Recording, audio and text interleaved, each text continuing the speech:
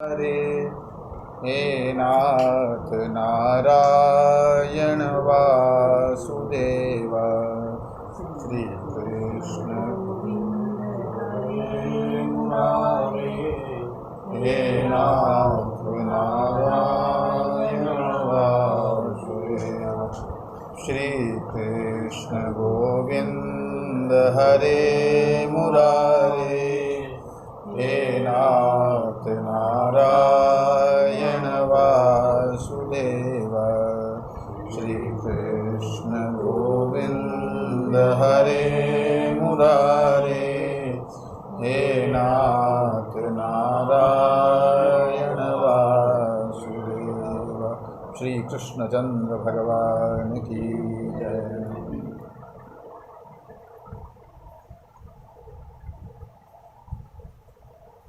धर्मभूमि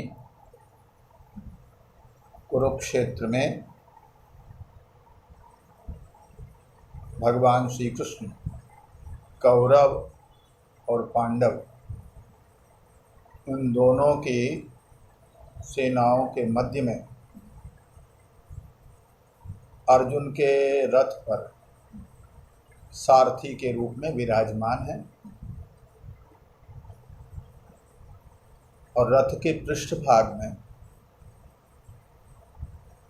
शोक संविग्न मानसा शत्रु पक्ष में खड़े हुए युद्ध के लिए सन्नद्ध पितामह भीष्म, गुरु द्रोणाचार्य, दुर्योधन आदि अपने सब बंधु बांधवों को, गुरुजनों को देख के शोक सागर में डूब रहा है। अर्जुन विसृज्य सशरम चापम शोक संविग्न मानसः, गांडीव धनुष उसने उठा के रथ पर रख दिया और कह रहा है न योत्स्य, मैं युद्ध नहीं करने वाला, मैं इन गुरुजनों पर बाण कैसे चलाऊं, इनके बिना मैं कैसे रहूंगा। इस प्रकार अर्जुन शोक सागर में डूब रहा है और अर्जुन के शोक का कारण क्या है? शोक का कारण है अविवेक। और विवेक का अर्थ होता है विचिर पृथक भावे, अलग अलग कर देना। किसे? शरीर और शरीरी को, आत्मा और अनात्मा को, जड़ और चैतन्य को, दुखालय और आनंद स्वरूप को। हाँ, तो इन सबको, नित्य और अनित्य को, इन सबको पृथक पृथक समझ लेना, अलग अलग जान लेना। ये नित्य है, ये अनित्य है, ये अनात्मा है, ये आत्मा है, ये दुखालय है और ये आनंद स्वरूप है। इस प्रकार इन दोनों कोटियों को पृथक पृथक समझ लेना, यथावत उनके वास्तविक स्वरूप को अच्छी तरह से समझ लेना, ये होता है विवेक। और जब इनको नहीं समझ पाया, आत्मा को अनात्मा समझ लिया, अनात्मा को आत्मा मान लिया, जड़ को चेतन मान लिया, चेतन को जड़ मान लिया, दुखालय को आनंद देने वाला समझ लिया और आनंद स्वरूप को दुखालय मान लिया। ये जो भ्रांति है इसको बोलते हैं अविवेक। तो इस अविवेक के कारण अर्जुन के हृदय में शोक उत्पन्न हुआ। कैसे उत्पन्न हुआ? श्रीधर स्वामी कहते हैं, देहात्मनो रविवेकाद अस्य एवं शोको भवति। देह और आत्मा के अविवेक से ये जो अस्य का मतलब अर्जुन को, और अर्जुन का मतलब जीव।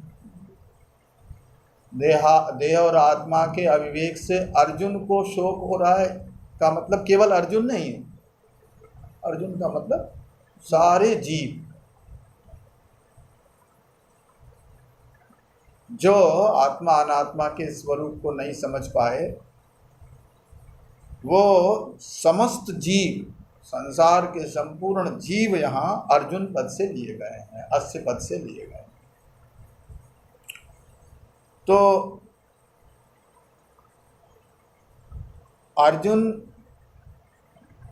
अर्जुन पद से यहाँ पर सब जीव ले लिए जाए।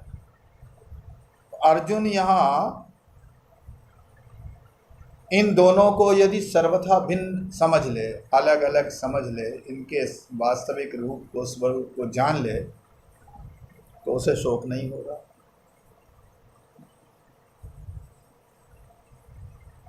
ये समझाने के लिए, आत्मा और अनात्मा के स्वरूप को समझाने के लिए, नित्य क्या है अनित्य क्या है ये बताने के लिए, जब समझ लेगा तो फिर जो अनात्मा है, अब किसी ने समझ लिया कि ये कूड़ा है, ये कचरा है और ये हमारी ग्राह्य वस्तु है, ये त्याज्य वस्तु है, हाँ? बच्चा नहीं जानता है तो बच्चा अन्न में जो मिट्टी पड़ी है, जो कण पड़ा है, उसको भी खाने को तैयार हो जाता है। और जो समझदार है वो जानता है तो वो क्या करता है, सूप से चावल में जो कण पड़े हुए हैं, मिट्टी के कण हैं या अन्य त्याज्य वस्तुओं के कण आदि हैं, उनको अलग कर देता है, बीन लेता है या फटक देता है और उनका त्याग करके, और जो ग्राह्य वस्तु है, ग्राह्य अन्न है, उसको ग्रहण कर लेता है। तो यदि आत्मा अनात्मा के, नित्य अनित्य के तत्व को, उसके स्वरूप को वो समझ जाएगा जीव, या तो वो जो अनात्मा है, जो त्याज्य है, उसका त्याग करके, हाँ, उसका त्याग करने का मतलब ये नहीं कि उसको छोड़ दे, उसके त्यागने का मतलब है कि जो उसमें मैंपना उसने कर रखा है, जो उसमें डूब गया है, हाँ, जो उसमें अभिनिवेश हो गया उसका, तो उसको छोड़ के, अभिनिवेश का मतलब डूबना, अभिनिवेश का मतलब क्या है, डूब जाना। जैसे पानी में डूब जाते हैं ना, तो जब तक नहीं डूबते हैं तब तक शरीर अलग दिखता है और पानी अलग दिखता है, और डूब गए तो पानी पानी दिखता है, शरीर दिखता ही नहीं। ऐसे ही जब हम अनात्मा में डूब जाते हैं, शरीर भाव में डूब जाते हैं, तो शरीर भाव ही दिखाई पड़ता है, फिर आत्मा के स्वरूप का दर्शन नहीं होता। हाँ, उसकी नित्यता का, उसके आनंद स्वरूपता का, उसकी चेतनता का पृथक दर्शन नहीं होता है ना। ये उसका मतलब, डूबने का मतलब ये होता है कि उसमें उसका अलग से दर्शन होना ही नहीं, उसका दिखाई नहीं। यही अविवेक है ना, बिल्कुल डूब गए, अभिनिवेश हो गया, डूब गए। तो डूब गए तो क्या हुआ, अनात्मा ही अनात्मा दिख रहा है और अनात्मा को ही मैं मान लिया उसने, है ना। तो इस प्रकार से ये समझ जाए अर्जुन कि यह आत्मा है, यह अनात्मा है, और समझ जाएंगे तो आत्मा में उसकी प्रतिष्ठा हो जाएगी। इसलिए भगवान यहाँ उपदेश करने जा रहे हैं। भगवान का उपदेश इसीलिए हो रहा है। ये श्रीधर स्वामी कहते हैं और नीलकंठ जी कहते हैं, टीकाकार हैं नीलकंठ जी, वो कहते हैं अर्जुनस्य देहनाशे आत्मनाशति। ये तो शोक, श्रीधर स्वामी कहते हैं अर्जुन को शोक हो गया। नीलकंठ जी कहते हैं कि अर्जुन को दो प्रकार का मोह हो गया। दो प्रकार का मोह। क्या? बोले देहनाशे आत्मनाशति, शरीर नष्ट हो जाएगा तो आत्मा नष्ट हो जाएगा। शरीर के नाश से आत्मा का विनाश, एक तो ये मोह है। हाँ? मोह का मतलब चित्त की विपरीतता, मोह का मतलब उल्टा समझ लेना। तो उल्टा ही समझ लिया ना कि शरीर के नाश से, हाँ, आत्मा का विनाश, ये विपरीत बुद्धि हुई ना, ये मोह हुआ। ये नीलकंठाचार्य जी जो महाभारत पर एक ही टीका है, संपूर्ण महाभारत पर नीलकंठाचार्य जी वही टीका है। तो नीलकंठाचार्य जी महाराज कहते हैं कि देहनाशे आत्मनाश थी, शरीर के नाश से यदि शरीर नष्ट हो गया तो आत्मा नष्ट हो जाएगा। यदि ये मर गए गुरुजी, हाँ, और हमारे पितामह, ये हमारे बंधु बांधव, तो इनका सर्वथा नाश हो जाएगा। हाँ, तो उनके नाश से सर्वथा विनाश की प्रतीति कर रहा है। फिर तो ये रहेंगे ही नहीं। वस्तुतः इनके इन शरीरों के न रहने पर भी हाँ आत्मा तो रहेगा ही, और इन शरीरों के न रहने पर भी जीव रहेगा। जीव भी अंतःकरणोपहित है, चैतन्य है ना, उसमें जीव में भी संस्कार रहते हैं, इंद्रियां रहती हैं, वो सब रहता है। जीव खाली जीव भाव है ना, वो जीव भाव विशुद्ध चैतन्य का नाम नहीं। विशुद्ध चैतन्य को जीव नहीं कहते हैं। किसे कहते हैं? जो अविद्योपहित चैतन्य है उसको जीव कहते हैं। तो ये कह रहे हैं कि मोह दो हो गए, दो प्रकार के मोह, दो प्रकार का मोह हो गया। एक तो देह नाशे आत्मनाश, देह के नाश से आत्मा का नाश, शरीर के विनष्ट होने पर आत्मा नष्ट हो जाएगा। एक तो ये मोह का प्रकार है अर्जुन को। दूसरे, स्वधर्मे युद्धे च अधर्मधि, हाँ, जा रहा धर्म युद्ध करने और समझ रहा है कि हम ये तो अधर्म करेंगे, हाँ, इनको मारेंगे, हाँ, गुरु न हत्वा ही महानुभावान श्रेयो भोक्तुम भैक्षमपि हलोके हत्वार्थ कामास्तु गुरु निहैव भुंजीय भोगान रुधिर प्रदिग्धान।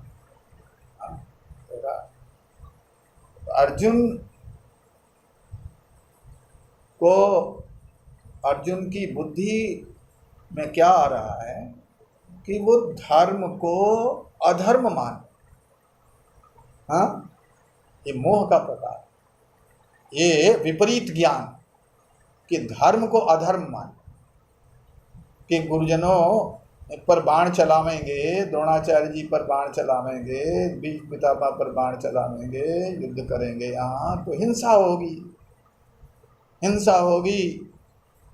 तो और दूसरे जो अपने सम्माननीय हैं, जो गुरुजन हैं, उनकी हिंसा, जिनका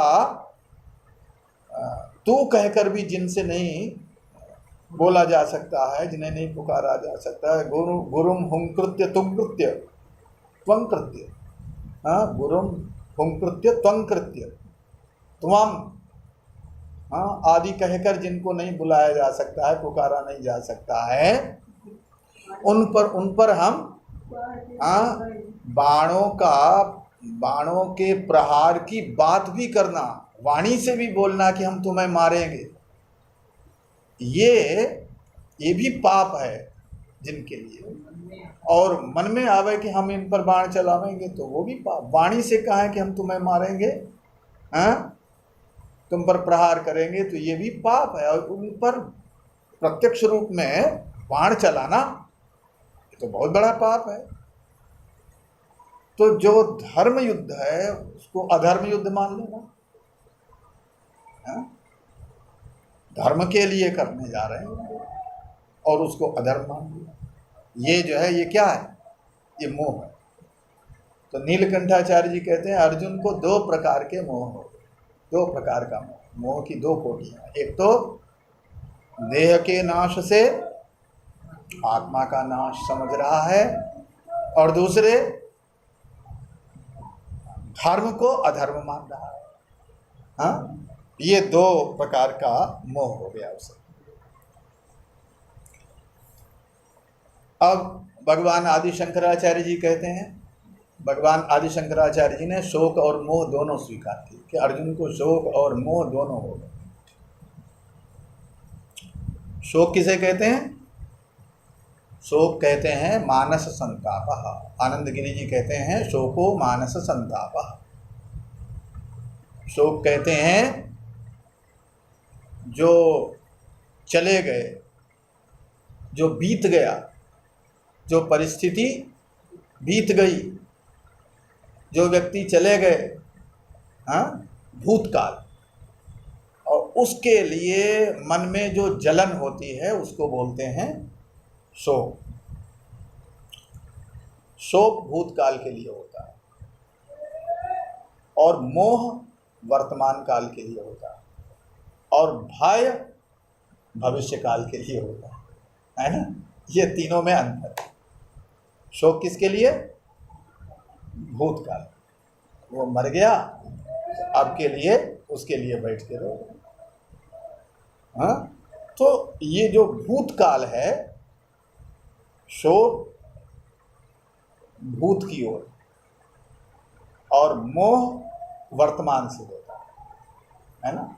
ये कहीं छूट न जाए, ये छूट न जाए, हाँ, वर्तमान से मोह, मोह वर्तमान से और शोक भूत से, और भय भविष्य के लिए। ये मिला है, ये क्या होगा, इसका क्या होगा, ऐसे इसका क्या होगा, उसके लिए वो भय है ना। तो भय भविष्य के लिए। अर्जुन को शोक और मोह दोनों को भगवान आदि शंकराचार्य। तो आनंद गिरि जी कहते हैं शोको मानस संतापः। शोक कहते हैं मानस संताप को, और मोह किसे कहते हैं? मोहो विवेका भावः।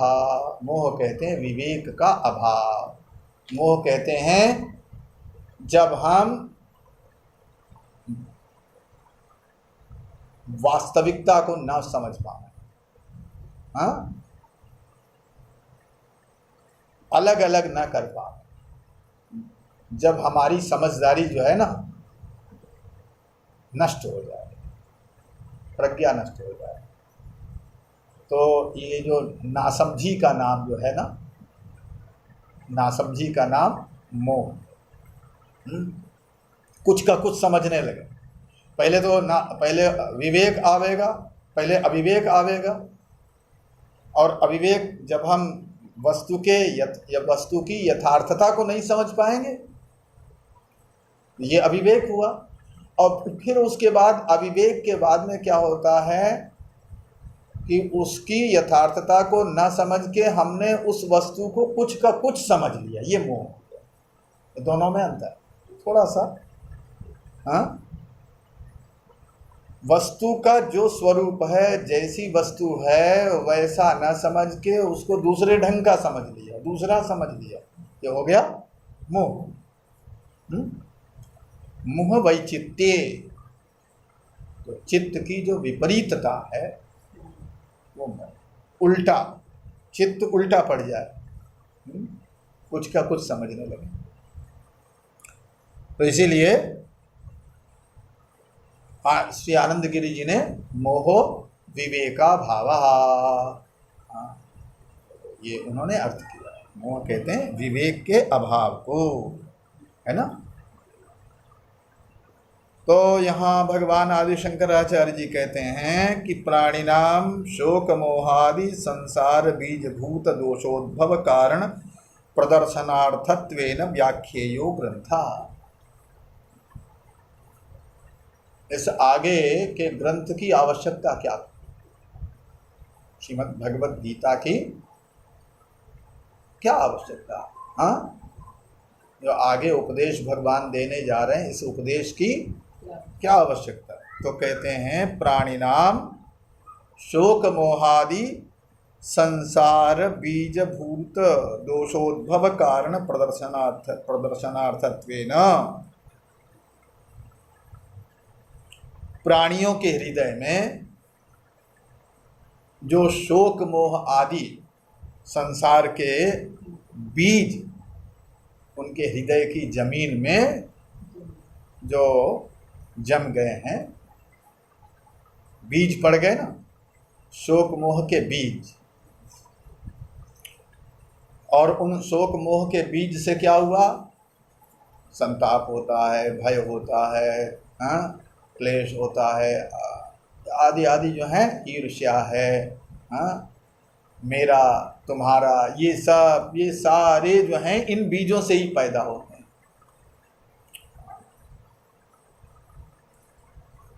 तो शोक मोह संसारस्य दुःखात्मनो बीजभूतो दोषः तस्य उद्भवे कारणम। तो ये कह रहे हैं भगवान आदि शंकराचार्य जी कि शोक मोह आदि जो संसार के बीज हैं, उन बीजभूत जो दोष हैं उनकी उत्पत्ति का कारण क्या है? उनकी उत्पत्ति का कारण है अज्ञान, अविद्या, है ना? शोक मोह कैसे उत्पन्न हुए? अज्ञान के कारण। तो पहले आया अज्ञान। अज्ञान से क्या हुआ? अज्ञान से आत्मा में, अनात्मा में आत्मबुद्धि हुई। जो शरीर आदि हैं उनमें मैंपना हो गया, तो शरीर को मैं मानने लगा, मैं, और उसके बाद फिर ये शरीर से संबद्ध, ये मेरे गुरुजी हैं, ये मेरे पितामह हैं, ये मेरे बंधु हैं, ये बांधव हैं, अब इनके बिना ये समाप्त हो जाएंगे तो हम कैसे जी सकेंगे? तो अब रोने लगा। ये यहाँ पर शोक मोह का बीज हुआ। मूल बीज क्या हुआ? अज्ञान।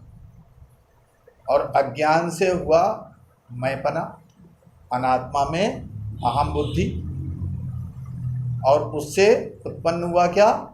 ममत्व, ममता, मेरा मेरा, और उससे ममता उत्पन्न हुई, और फिर जो है उससे शोक मोह आदि उत्पन्न हुई। ये एक क्रम, इस प्रकार से क्रम बता रहे हैं।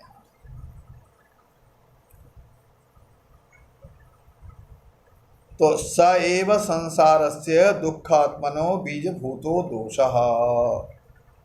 ये जो अज्ञान है, यही दुःखात्मक संसार का बीज है। दुःखात्मक संसार का बीज हुआ शोक मोह, और शोक मोह का बीज कौन हुआ? अहंकार और ममकार। शोक मोह का बीज कौन है? अहंकार और ममकार। अहंकार का मतलब अनात्मा में आत्मबुद्धि। अनात्मा में जो मैंपना है वही अहंकार शब्द से यहाँ लिया जाता है। और जब अनात्मा में शरीर में मैं बुद्धि हुई तो ममकार, फिर मेरापना हुआ। उस शरीर से संबद्ध जो व्यक्ति वस्तु हैं उनमें मेरापना हो गया। और इन सब का हेतु कौन है? अविद्या, अज्ञान। बस ये दोष हुआ। ये इन्हीं को मिटाना है, और इन्हीं को मिटाने के लिए, इन्हीं को हटाने के लिए अविद्या को और फिर उससे उत्पन्न अनात्मा में अहम बुद्धि को, और उससे उत्पन्न जो ममकार है, ममत्व है उसको, और उससे उत्पन्न जो शोक मोह है उनको निवृत्त करने के लिए ये जो ग्रंथ है इसकी आवश्यकता है, इस उपदेश की आवश्यकता है ना, ये कह रहे हैं।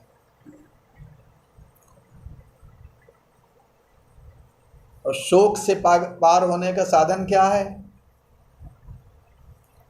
शोक से पार होने का साधन एक ही है, नान्यः पंथा विद्यते, और कोई साधन नहीं और कोई मार्ग नहीं है। नान्यः पंथा विद्यते नाय। क्या साधन है? एक ही साधन है और वो साधन है ज्ञान। आत्मज्ञान ही साधन है। श्रुति कहती है तरति शोकम आत्मविद, आत्मवेत्ता ही शोक सागर से पार जा सकता है और कोई शोक से पार नहीं जा। एक जो समझदारी है ना, समझदारी ही हमें शोक से उबार सकती है, और जब तक नासमझी में पड़े रहेंगे तब तक शोक बना ही रहेगा।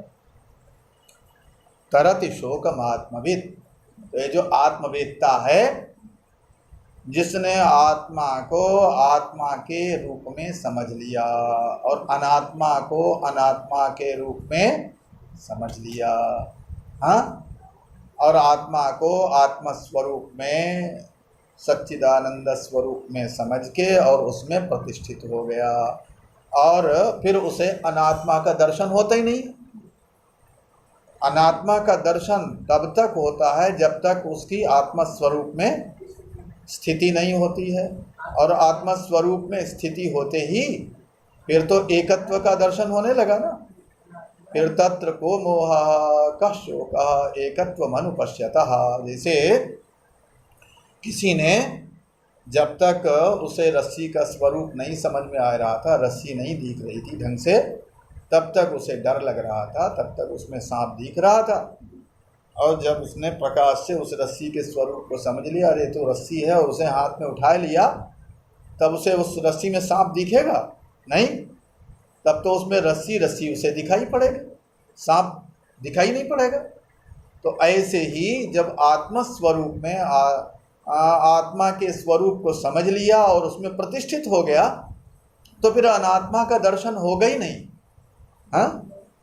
द्वैत स्वयं निवृत्त हो जाएगा। और दर्शन होगा भी तो कैसा दर्शन होगा अनात्मा का? कैसा? जैसे जगने पर स्वप्न की प्रतीति होती है वैसे ही दर्शन होगा। ऐसे जगने के बाद हम लोग स्वप्न को सोचते हैं कि अरे हमने वो सपना देखा था, वो सपना देखा था, वो देखा था, और कैसे दुखी सुखी हो रहे थे। तो उस समय हम लोग उस स्वप्न के दृश्य को सोच सोच के बड़े आनंद का अनुभव करते हैं। ऐसा लगता देखो कैसा कैसा देख रहे थे हम स्वप्न, हम ऐसे पहुंच गए और वो हमें मार रहा था और वो हमें सिंहासन पर बैठ गए। तो इस प्रकार से हम स्वप्न के विषय में उस समय जगने के बाद स्मरण करके और आनंदित होते हैं, हंस हंस के अपने मित्रों से, इष्ट मित्रों से बताते हैं कि अरे हमने वो सपना देखा था, ऐसा देखा, देखो कैसा है। तो ये और वो मनोरंजन का साधन और बन जाता है। जो स्वप्न का दृश्य है उसका स्मरण करके और हम लोग मनोरंजन कर लेते हैं, है ना। ऐसे ही आत्मस्वरूप में संप्रतिष्ठित जो व्यक्ति है वो अनात्मा का दर्शन करता है। अनात्मा का दर्शन जो है वो उसके मनोरंजन का, उसके आनंद का साधन। देखो कैसा ये सारा विश्व प्रपंच कैसा मुझ में ही कल्पित होके और कैसा अज्ञानियों को सुख दुख दे रहा है, कैसा भरमाए रखा है इसने। तो ये और जो है मनोविनोद का साधन बन जाता है ना। तो ये कह रहे हैं तरति शोकम आत्मविद, ये जो आत्मवेत्ता है वही शोक के सागर से पार हो सकता है और कोई दूसरा पार नहीं हो सकता। तत्र को मोह कः शोकः एकत्व मनुपश्यतः, जो एकत्व का दर्शन कर रहा है, एकत्व का मतलब अनात्मा का दर्शन ही नहीं हो रहा है इसे, अनात्मा दिख ही नहीं रहा, जड़ का दर्शन ही नहीं। ये दृष्टि सृष्टिवाद है ना, कि जैसे किसी को पीलिया हो जाए ना, तो उसको सब कुछ दूसरे रंग का कुछ दिखाई नहीं पड़ता, सब पीला ही पीला दिखता है। शंख भी पीला दिखता है, सफ़ेद कपड़ा भी पीला दिखता है। हाँ, कहते हैं ना, सावन के अंधे को सब हरा ही हरा दिखे। ये दृष्टि सृष्टिवाद है ना, कि जैसी हमारी दृष्टि है वैसी सारी सृष्टि है। अब उसकी दृष्टि ब्रह्ममयीम कृत्वा, जब उसकी दृष्टि हो गई आत्ममयी ब्रह्ममयी, तो फिर उसे सर्वम खल्विदम ब्रह्म, सब कुछ ब्रह्ममय ही उसे दिखता है। तो फिर उसकी दृष्टि में अनात्मा रहा ही नहीं, और अनात्मा है ही नहीं, तो फिर तत्र को मोह कह शोका एकत्व अनुपश्यता। जब एकत्व का दर्शन कर रहा है तो फिर शोक मोह है ही नहीं, है ना। तो ये समझाने के लिए, ये बताने के लिए यहाँ पर इस ग्रंथ की आवश्यकता है। यही उपदेश करने जा रहे हैं भगवान। देवर्षि नारद कहते हैं, सोहम भगवान शोचामि तम्माम भगवान शोकस्य पारम तारयतु।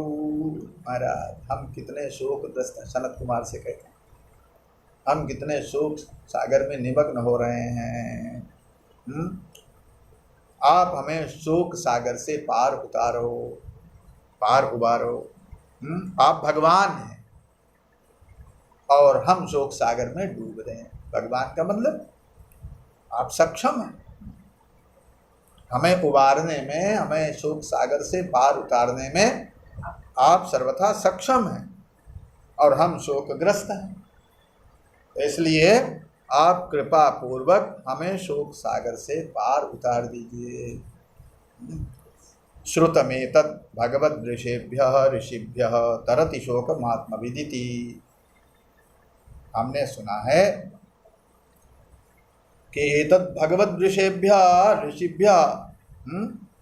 जो भगवद ऋषि, जो भगवदर्शी ऋषि हैं, जिन्होंने भगवान के वास्तविक स्वरूप का दर्शन कर लिया है, ऐसे ऋषियों से हमने सुना है कि तरत शोकम आत्मविद, जो आत्मवेदता है वही शोक से पार होता है।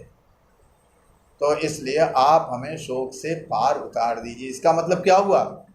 शोक से पार उतार दीजिए, ये प्रार्थना, ये तो परोक्ष प्रार्थना है। प्रत्यक्ष तो कह रहे हैं शोक से पार उतार दीजिए, और मतलब क्या है इसका? इसका अर्थ ये है कि आप हमें आत्मज्ञान प्रदान कर दीजिए, क्योंकि आत्मज्ञान के बिना शोक निवृत्त नहीं होता है। तो इसलिए तरति शोकम आत्मविद, आत्मवेदता शोक से पार होता है। हाँ, तो इसका अर्थ यह है कि आप हमें कृपा पूर्वक आत्मज्ञान प्रदान कर दीजिए। ये देवर्षि नारद प्रार्थना कर रहे हैं, और इसी का आशय, इसी उपनिषद का जो उपनिषद का मंत्र है, उसी का अभिप्राय यहाँ पर भगवान समझाने जा रहे हैं। तो भगवान आदि शंकराचार्य कहते हैं कि अर्जुन कर्तव्य परायण हैं, विवेकी हैं, शूरवीर हैं, और फिर भी शोक मोह के द्वारा उनका अंतःकरण दूषित हो रहा है, और स्वधर्म, ये अंतःकरण दूषित हो रहा है, इसीलिए उनकी स्वधर्म से विरति हो रही है, और परधर्म में उनकी प्रवृत्ति हो रही है। भगवान आदि शंकराचार्य कहते हैं ये जो शोक मोह है, इसने अंतःकरण को दूषित कर दिया, और शोक मोह ने नहीं। शोक मोह तो एक वेग है, शोक मोह का बीज हुआ ममता, ममता का बीज हुआ ममता का बीज हुआ अनात्मा में मैंपना, अहंकार, और उसका बीज हुआ मूलाज्ञान। तो उसके कारण क्या हुआ, उसके कारण यहाँ पर अर्जुन की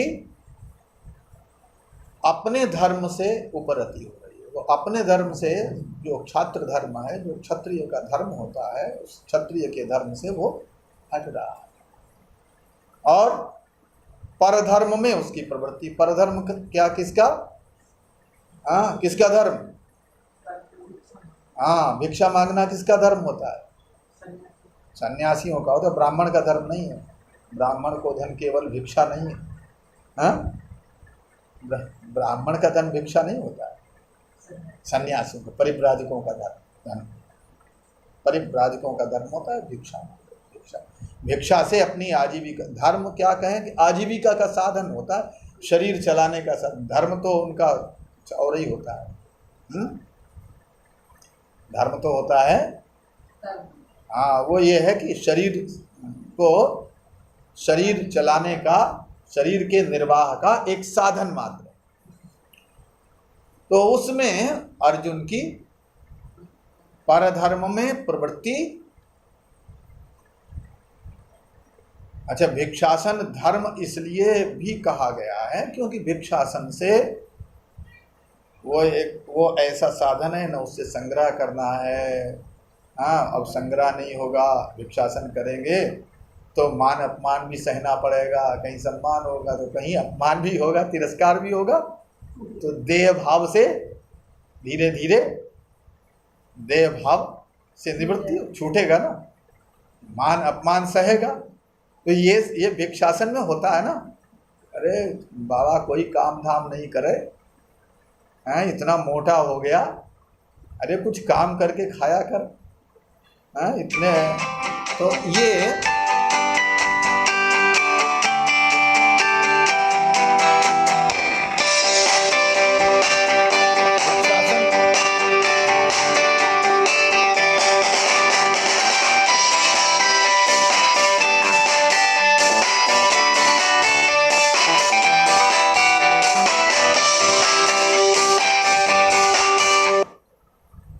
भिक्षासन में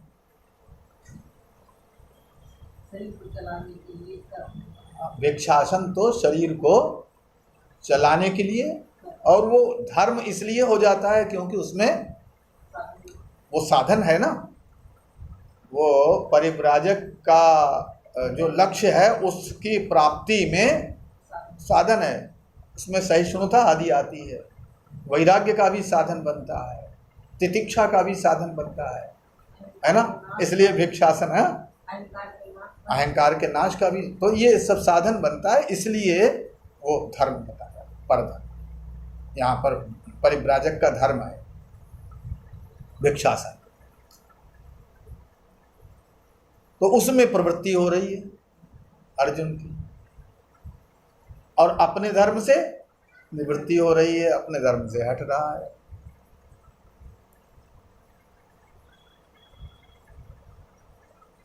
तथा च सर्व प्राणिनां शोक मोहादि दोषाविष्ट चेतसां स्वभावत एव स्वधर्म परित्यागः प्रतिषिद्ध सेवा च स्यात्। भगवान आदि शंकराचार्य जी महाराज कहते हैं कि इसका अर्थ क्या है। अर्जुन की स्वधर्म से उपरति और परधर्म में प्रवृत्ति हो रही है। इसका अभिप्राय यह है कि जितने भी अज्ञानी प्राणी हैं, अविवेकी प्राणी हैं, उन सब की शोक मोह के कारण, अज्ञान अहंकार आया, फिर मन में ममता आई और ममता से फिर शोक मोह आए, और वो शोक मोह के कारण क्या होता है, उनकी स्वधर्म से वो विमुख हो जाते हैं और परधर्म में उनकी प्रवृत्ति होती है। सबकी, जो भी अज्ञानी है उन सब की शोक मोह के कारण स्वधर्म से उनकी उपरति होती है, निवृत्ति होती है, और परधर्म में उनकी प्रवृत्ति ये स्वाभाविक रूप से होता है, ये सब अज्ञान कराता है।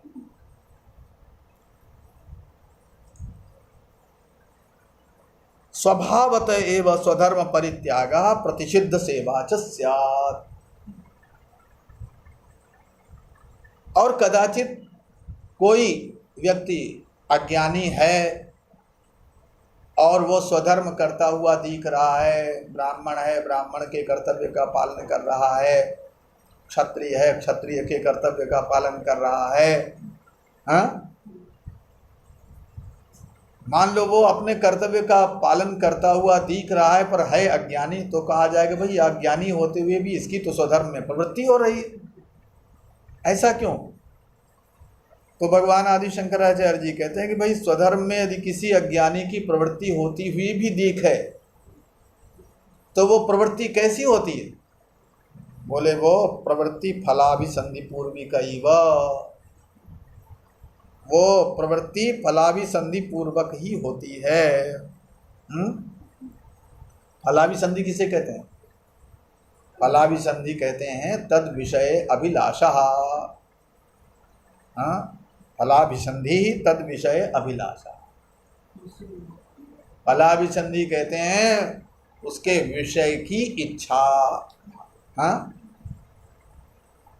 मान लो कोई यज्ञ कर रहा है और यज्ञ कर रहा है तो एक तो यज्ञ कर रहा है अंतःकरण की शुद्धि के लिए, हम अंतःकरण हमारा शुद्ध हो और अंतःकरण भगवान प्रसन्न हो और हमारा अंतःकरण शुद्ध हो और उससे हमें भगवत प्राप्ति हो, आत्मस्वरूप का ज्ञान हो और हमें हमारे लक्ष्य की प्राप्ति हो। एक तो वो है उसका लक्ष्य, और दूसरा कहता है भैया तो श्रुति कह रही है कि स्वर्ग के लिए यज्ञ करो तो इसलिए हमें स्वर्ग की प्राप्ति हो, फिर वहाँ अप्सराएं मिले, फिर वहाँ भोग मिले, वहाँ अमृत मिले, तो वो तद विषय अभिलाषा, ये है फलाभिसंधि, उसके विषय की अभिलाषा, ये हुई फलाभिसंधि। यदि स्वधर्म में प्रवृत्ति हो रही है किसी अज्ञ व्यक्ति की, अज्ञानी की होती दिखाई पड़ रही है तो वो सकाम भाव से ही उसकी प्रवृत्ति होगी, निष्काम भाव से, अंतःकरण की शुद्धि के लिए निष्काम भाव से उसकी प्रवृत्ति हो ही नहीं सकती। ये भगवान आदि शंकराचार्य कहते हैं।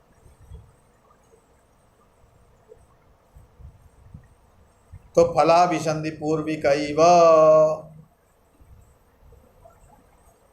और साहंकाराच, एक तो फलाभिसंधि पूर्वक होगी और दूसरे अहंकार पूर्वक। अहंकार पूर्वक का मतलब यहाँ आनंद गिरि जी अर्थ कर रहे हैं, कर्तृत्व भोक्तृत्वाभिमानो अहंकारः। अहंकार किसे कहते हैं? यहाँ कर्तृत्व और भोक्तृत्व का जो अभिमान है उसी को यहाँ अहंकार कहा गया। कर्तृत्व का मतलब अहम कर्ता, मैंने ये काम किया, और अहम भोक्ता, मैं इसका फल भोगने वाला हूँ।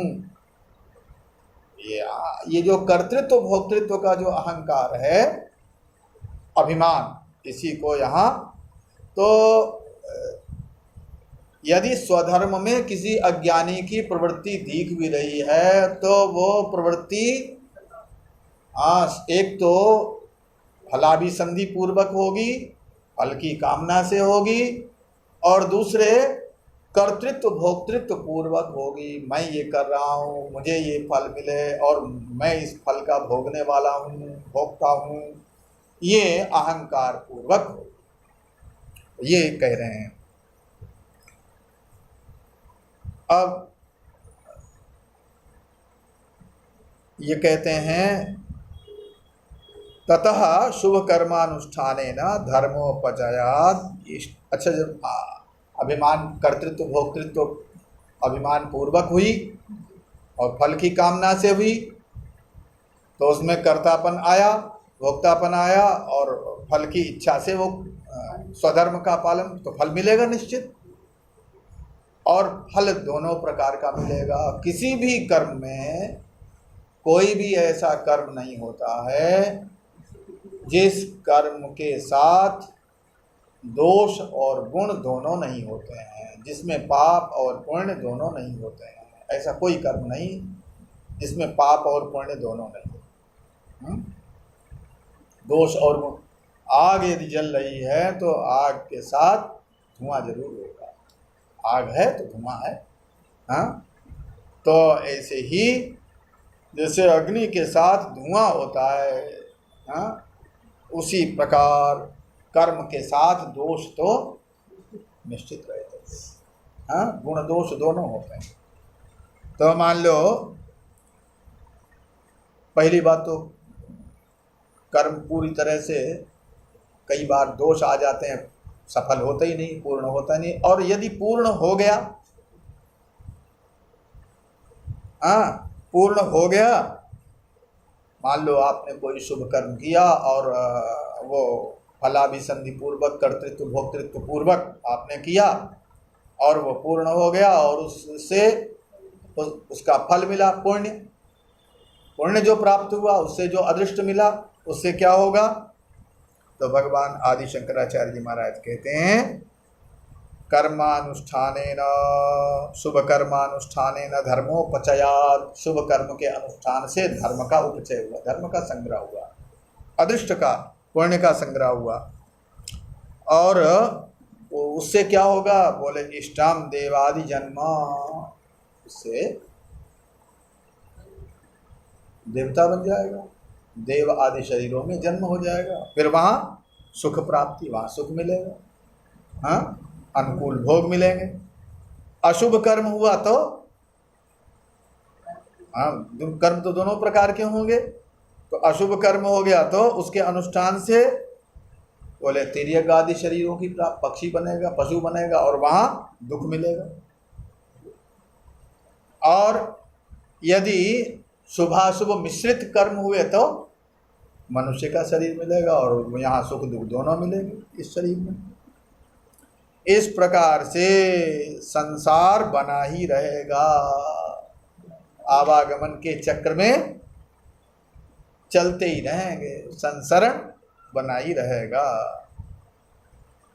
तो इस संसरण से, इस संसार से मुक्ति कैसे मिलेगी? बोले सर्व कर्म संन्यास पूर्वकात् आत्मज्ञानादेव केवलात् कैवल्य प्राप्ति।